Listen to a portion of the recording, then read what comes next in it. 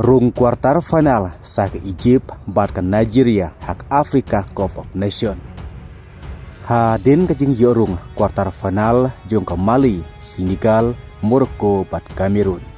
Ne kemitpat saar telik tim pada yuk bandrung ke kuartar final ke Afrika Cup of Nation kedai ke Egypt bat ke Nigeria. Ha ke Egypt ke laban penlimno ya ke bendim dalai la wekol. Hakba Muhammad Salah Aru layo ke Shikol.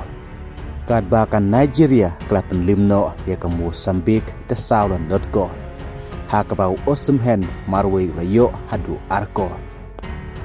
Kum taru haka kuartar final ke Egypt kan sekendu Persia ya ke Ivory Coast lane ke Burkina Faso.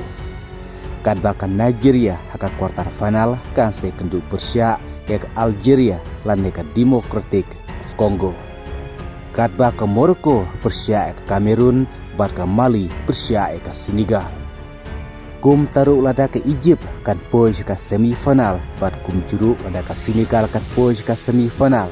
Kum tak kenhun jong Sadio Mane kan sekendu Persia ya kenhun jong Muhammad Salah. Kadba ke Nigeria kadai ke wei ke tim ke paklanya Afrika, kadba snubak pat bahkan Nigeria kam yorung sia ke World Cup arjar aku henry. Kadba jile kai ke pedang sa shibit haka round 16 kadai ke Algeria Persia ke Democratic Republic of Congo ke Ivory Coast Persia ke Burkina Faso.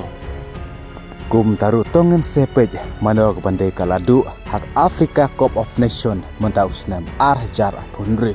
Hapdeng jungine ke tim di pedang sa di ban sekun ke kuartar final bat kum juru di pedang sa di ban sekun shibit haka round 16.